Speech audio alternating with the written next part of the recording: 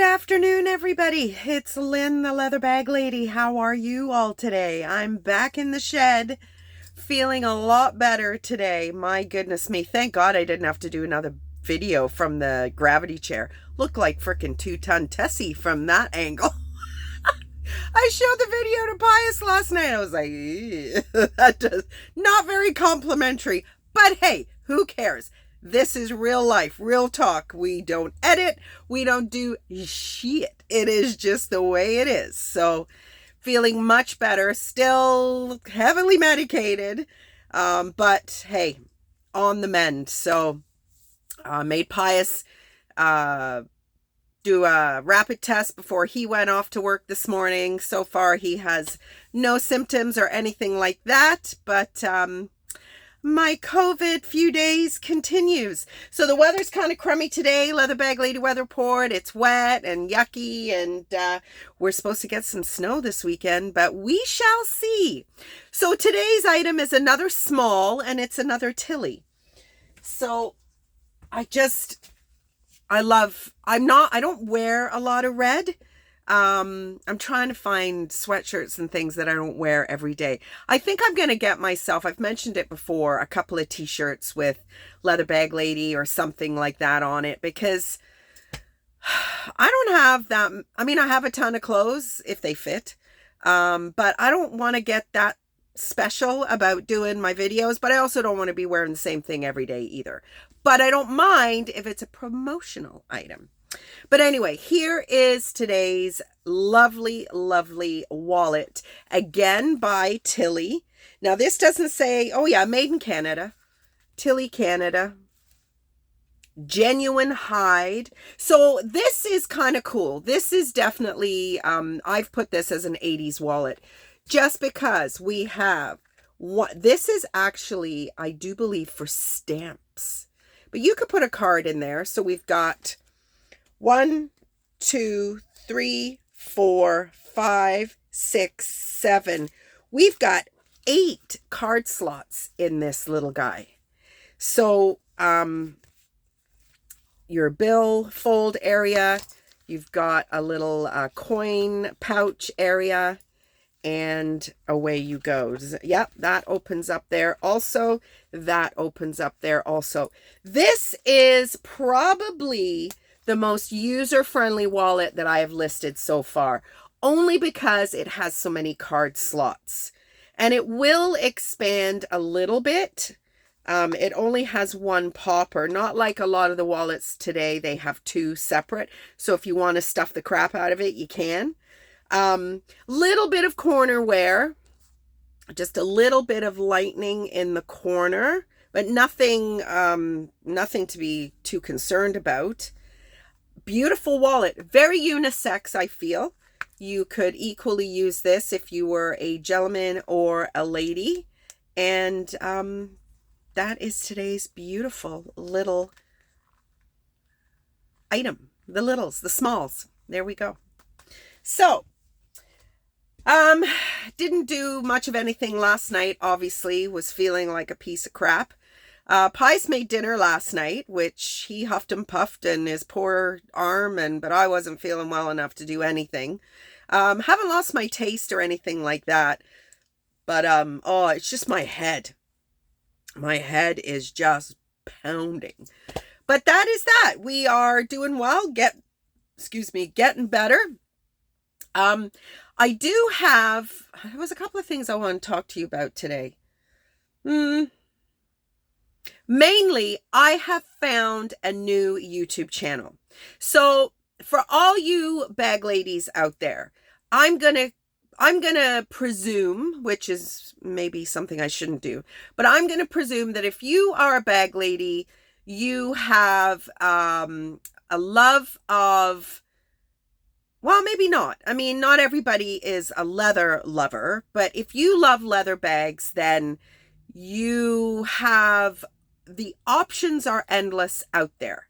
You have, kind of crazy expensive high end, and then you've got kind of Bentley in the mall, cheap leather stuff. And I've experienced both. As I spit on the camera, sorry.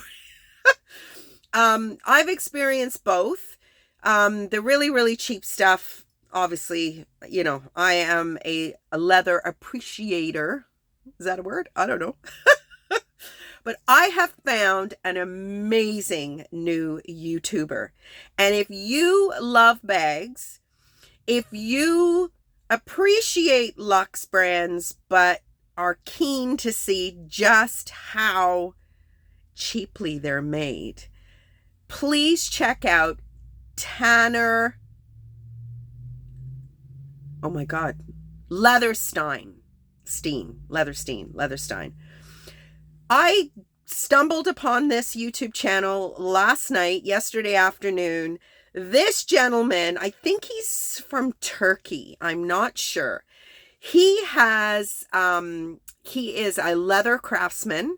He has his own brand of leather purses, but he has taken it upon himself to purchase either, I don't think he's ever bought anything well, I guess he has. He just deconstructed a Chloe bucket bag today that he bought at the airport in Istanbul. And he literally, if you are squeamish, I'm going to say, I've recommended Beto's Leatherworks to you before, and he deconstructs bags, but he is then going to put them back together. So he's very mindful of how he does that because he's going to have to put it back together. This gentleman is not putting them back together. He is deconstructing them to check out the leather, how they're constructed. He gives you his best estimate as a leather craftsman who buys leather from similar tanneries all over the world as these luxe brands do. His estimate on leather cost and labor cost. It is unbelievable. You know, what have I've watched a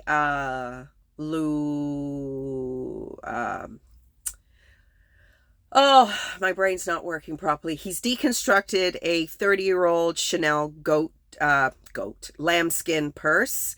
I've watched him deconstruct a Louis Vuitton leather Neverfull. Garbage. Absolute garbage. He's deconstructed a Goyard, which he was actually quite impressed with. The one he likes the best is the Chloe because it was vegetable tanned leather. So he tests the leather, he burns it because a vegetable tanned leather will burn like wood. And he is debunking some of these proclamations that these luxe brands are making. And he approaches them, he writes them letters, he calls them. Oh my goodness me. Had a terrible experience with the Real. They sold him an Hermes, Emily bag, I can't remember the name of it. And it wasn't the leather, like they had made a mistake in the listing. And then he had hundreds of comments on that particular video of other people who have been sold non-authentic items from the Real. So he was invited to go to the Real and take a look at their authentication process, which he was very impressed with. AI is playing a huge role in authenticating these luxe brands. His best video for you and I, who what we can afford is what we can afford, is Portland leather. Now, I have seen Purse Trippin', and I think Kristen D present Portland leather bags. I love browns. I love like the cognac, the mahogany browns. I like a very unstructured bag. I like thick leather. And he deconstructed 3 Portland bags and he loved them. The best quality. The one bag, it's called like almost perfect or not quite perfect or something. The bag cost was $48. The purchase price of the bag was $98. He was like, the leather is tanned leather. Check this YouTube channel out.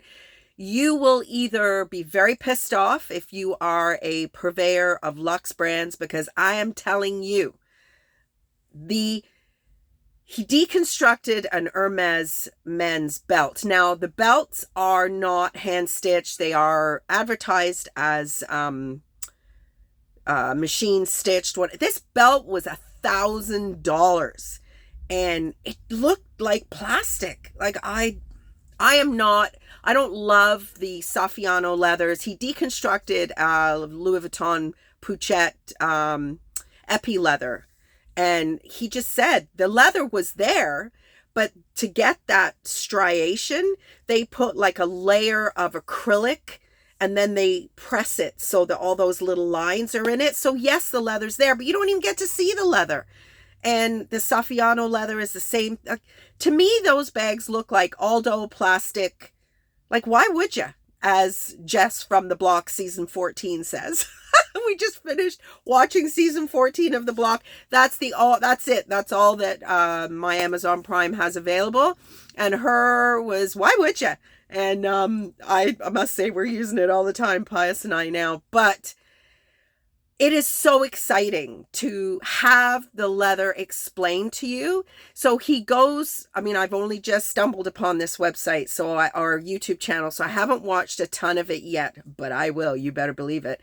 Still can't get the damn TV working in here, but you know what? I don't have the brain space to deal with it right now. So he showed you all the different types of leather that Hermes offers in their bags. I know Beato's Leatherworks has deconstructed an Hermes bag for the purpose of putting it back together. And there is if you buy a new wallet, or if you buy something and you lift, say you lift this flap up and there is a very slim piece of like foam in there, that's pretty well what is in between the outer and inner pieces of the bag. Like the Chanel bag was polyurethane inside, and he was just like a Chanel bag with polyurethane lining. I mean, it was a 30-year-old bag. It was a beautiful bag. That one was probably the most painful for me to, and I'm not even really a Chanel lover, but oh my God, it was the vintage part that really broke my heart. Here's this bag, has lasted 30 years, and this guy is ripping the shit out of it. But you know what? The education is just so amazing. I was going to show you something else. Oh, I know what I was going to show you. So recently I showed you this little beauty. This is Jane Shilton. I collect Jane Shiltons. Now, the bottom of this bag, I don't know, you're not going to be able to see it, but there is there is dust at the bottom of this bag. And what that is, it's that foam, it's disintegrated and it seeps through the lining. Because when I put that brown wallet in there, I took it out and it had all like dust on it. And I thought, oh crap, that bag, I've got a few bags that's happened to. I mean, it doesn't bother me, but it just goes to show you, right, how poorly these, not that they're constructed badly, but the materials that are used that you can't see are shockingly poor. Shockingly poor. So what he does is he gives you brands that are not mainstream brands that are potentially better value. And this Portland leather, absolutely amazing. Very simply constructed, just, leather upon leather upon leather to make the pockets and everything. No cardboard filler, no, very much like the Roots. Now, I just got a little Roots backpack, but the lining is kind of disturbed, much like the one that I sent my friend in California, Cynthia. Now, the Cynthia's, because it was a lighter color, didn't come off on my hand, but this black one is coming off on my hand. So I've cleaned it and it's drying right now. So I'm hoping that it was just because it was wet. I mean, I didn't dunk it in the sink or anything like that. I just did my usual cleaning process, but the tips of my fingers were all black. So, and it's super cute. Pius found it for me. It was sitting on a stool at the end of a shelving row at Value Village. So I was like, woohoo! When you find roots at Value Village, good Lord, it's amazing.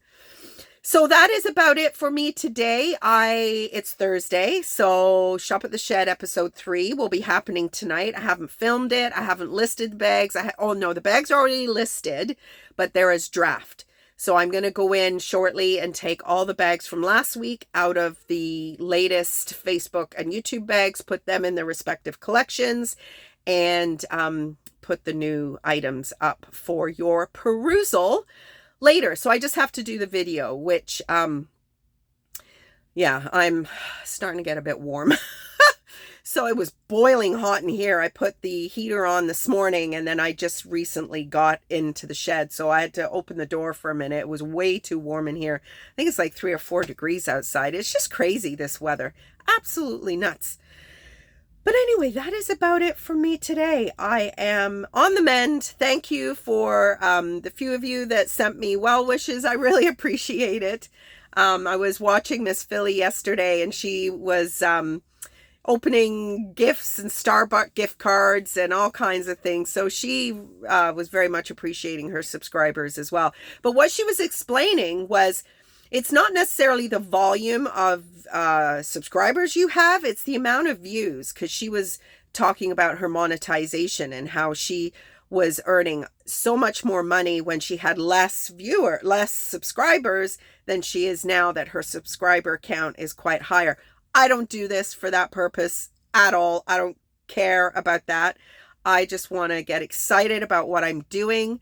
And the more I think about the bags that I have sitting here that are just a slice of what I have in the storage unit, I'm so excited to be able to share them with you. So when I first met with my business coach, Megan, the plan was to start the project of doing online shows with the retirement homes in virtual instead of in person. So I wanted to have a whole bunch of bags uploaded so that I could, get off and running with that. That stopped very quickly. So I have about 30 bags in draft on my Shopify platform. So I'm just going to make them active and exhaust that amount of bags that I've listed before I start listing bags that are here that I hadn't gotten around to yet. But there's so much beautiful stuff, and I can't even remember what I've got in storage, but I know it's all great stuff. The days of me picking, if it was leather, I bought it, are gone. So a lot of those bags probably will find themselves in the purse pound. And I've got a really nice fossil purse pound bag today. Just the color has a bit of fading on it. Nothing wrong with the bag. So I'm excited to get those videoed for you.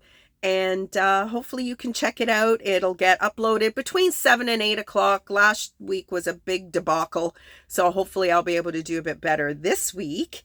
And I'm going to get on that right now. So have a great afternoon. Have a great rest of the day, everybody. And tomorrow is Friday. I would have been with my client, but not with COVID. So I'll probably see you tomorrow. Bye, everybody.